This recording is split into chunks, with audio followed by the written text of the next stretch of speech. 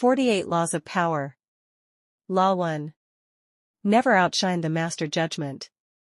Always make those above you feel comfortably superior. In your desire to please and impress them, do not go too far in displaying your talents, or you might accomplish the opposite: inspire fear and insecurity. Make your masters appear more brilliant than they are, and you will attain the heights of power. Transgression of the law.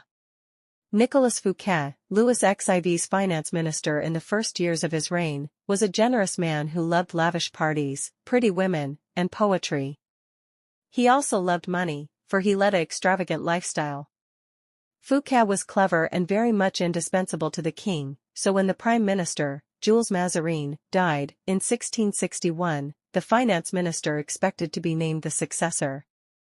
Instead, the king decided to abolish the position. This and other signs made Fouquet suspect that he was falling out of favor, and so he decided to ingratiate himself with the king by staging the most spectacular party the world had ever seen. The party's ostensible purpose would be to commemorate the completion of Fouquet's chateau, Vaux-le-Vicomte, but its real function was to pay tribute to the king, the guest of honor. The most brilliant nobility of Europe and some of the greatest minds of the time, La Fontaine, La Rochefoucauld, Madame de Sévigné, attended the party.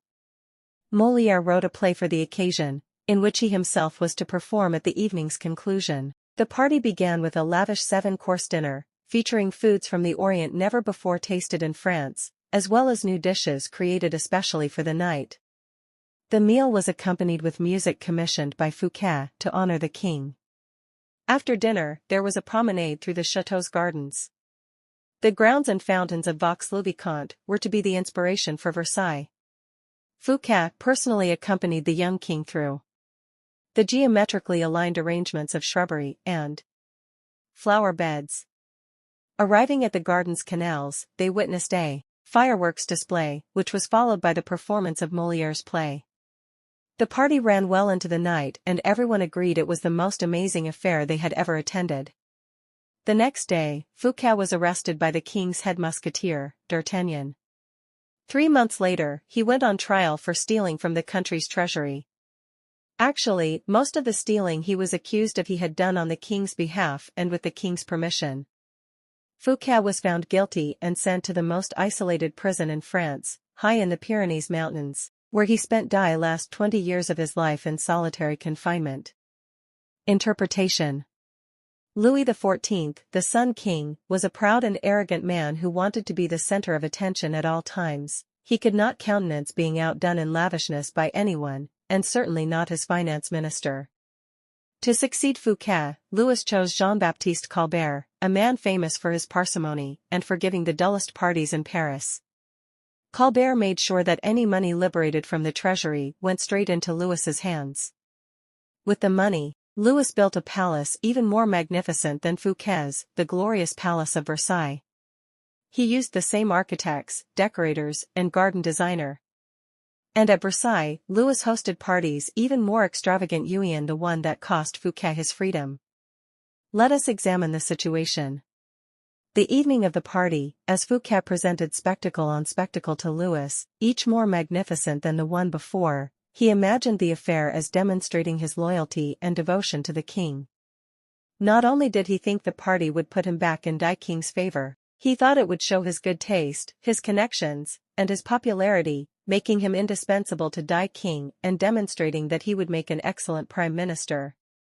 Instead, however, each new spectacle, each appreciative smile bestowed by the guests on Fouquet, made it seem to Louis that his own friends and subjects were more charmed by the finance minister than by the king himself, and that Fouquet was actually flaunting his wealth and power. Rather than flattering Louis XIV, Fouquet's elaborate party offended the king's vanity. Louis would not admit this to anyone. Of course, instead, he found a convenient excuse to rid himself of a man who had inadvertently made him feel insecure.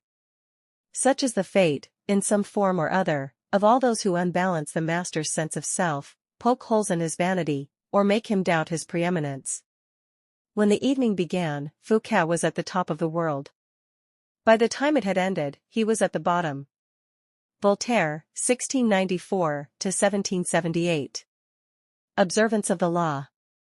In the early 1600s, the Italian astronomer and mathematician Galileo found himself in a precarious position. He depended on the generosity of great rulers to support his research, and so, like all Renaissance scientists, he would sometimes make gifts of his inventions and discoveries to the leading patrons of the time. Once, for instance, he presented a military compass he had invented to the Duke of Gonzaga. Then he dedicated a book explaining the use of the compass to the Medicis.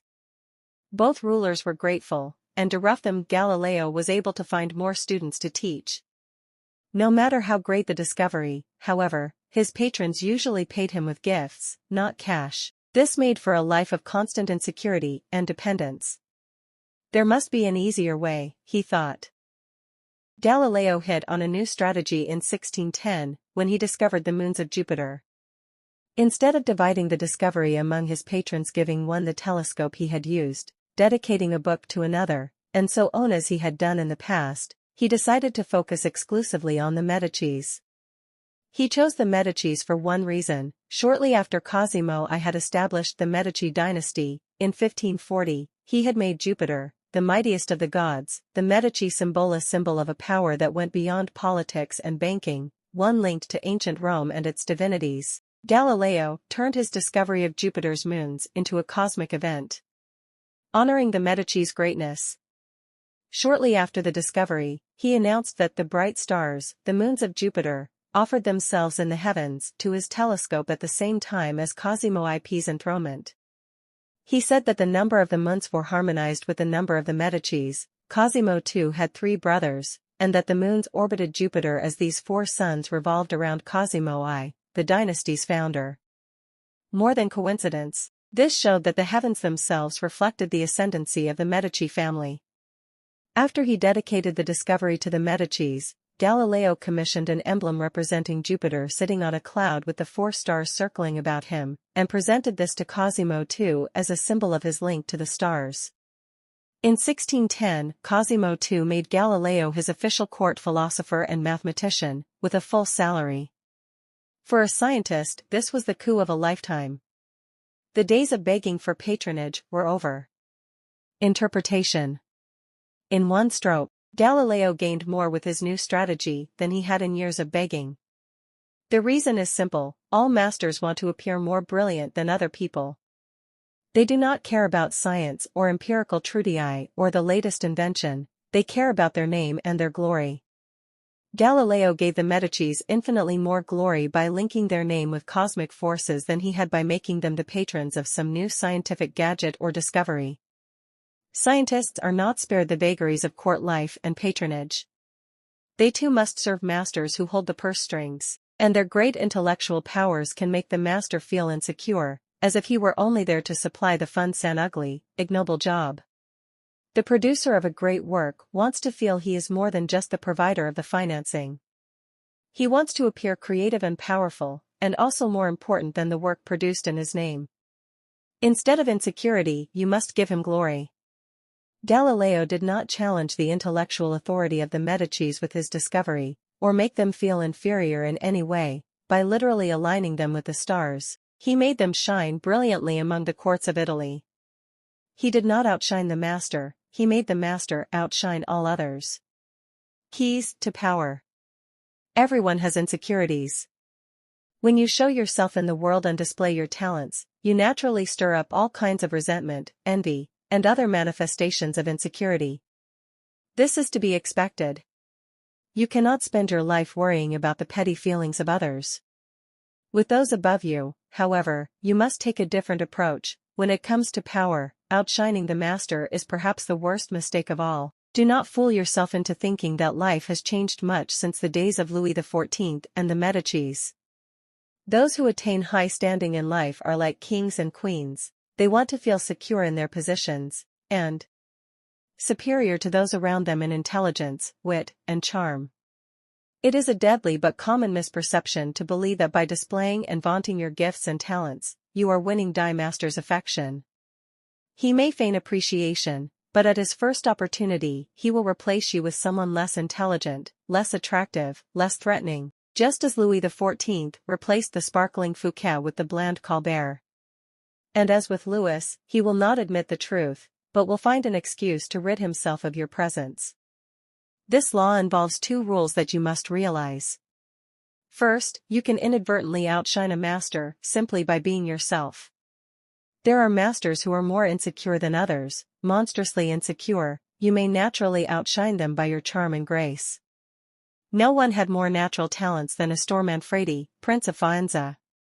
The most handsome of all the young princes of Italy, he captivated his subjects with his generosity and open spirit. In the year 1500, Cesare Borgia laid siege to Faenza. When the city surrendered, the citizens expected the worst from the cruel Borgia, who, however, decided to spare the town. He simply occupied its fortress, executed none of its citizens, and allowed Prince Manfredi, 18 at the time, to remain with his court, in complete freedom. A few weeks later, though, soldiers hauled Astor Manfredi away to a Roman prison. A year after that, his body was fished out of the river Tiber, a stone tied around his neck. Borgia justified the horrible deed with some sort of trumped-up charge of treason and conspiracy, but the real problem was that he was notoriously vain and insecure. The young man was outshining him without even trying. Given Manfredi's natural talents, the prince's mere presence made Borgia seem less attractive and charismatic. The lesson is simple: if you cannot help being charming and superior, you must learn to avoid such monsters of vanity. Either that, or find a way to mute your good qualities when in the company of a Cesare Borgia. Second, never imagine that because the master loves you, you can do anything you want. Entire books could be written about favorites who fell out of favor by taking their status for granted, for daring to outshine. In late 16th century Japan, the favorite of Emperor Hideyoshi was a man called Sen no Rikyu. The premier artist of the tea ceremony, which had become an obsession with the nobility, he was one of Hideyoshi's most trusted advisors, had his own apartment in the palace, and was honored throughout Japan. Yet in 1591, Hideyoshi had him arrested and sentenced to death. Rikyu took his own life, instead. The cause for his sudden change of fortune was discovered later. It seems that Rikyu, former peasant and later court favorite, had had a wooden statue made of himself wearing sandals, a sign of nobility, and posing loftily. He had had this statue placed in the most important temple inside the palace gates, in clear sight of the royalty who often would pass by. To Hideyoshi, this signified that Rikyu had no sense of limits. Presuming that he had the same rights as those of the highest nobility, he had forgotten that his position depended on the emperor, and had come to believe that he had earned it on his own. This was an unforgivable miscalculation of his own importance, and he paid for it with his life. Remember the following: never take your position for granted, and never let any favors you receive go to your head. Knowing the dangers of outshining your master, you can turn T's law to your advantage. First, you must flatter and puff up your master. Overt flattery can be effective, but has its limits. It is too direct and obvious, and looks bad to other courtiers. Discreet flattery is much more powerful. If you are more intelligent than your master, for example, seem the opposite, make him appear more intelligent than you. Act naive. Make it seem that you need his expertise. Commit harmless mistakes that will not hurt you in the long run but will give you die chance to ask for his help. Masters adore such requests. A master who cannot bestow on you the gifts of his experience may direct rancor and ill will at you instead. If your ideas are more creative than your master's, ascribe them to him, in as public a manner as possible. Make it clear that your advice is merely an echo of his advice. If you surpass your master in wit, it is okay to play the role of the court jester, but do not make him appear cold and surly by comparison. Tone down your humor if necessary, and find ways to make him seem the dispenser of amusement and good cheer.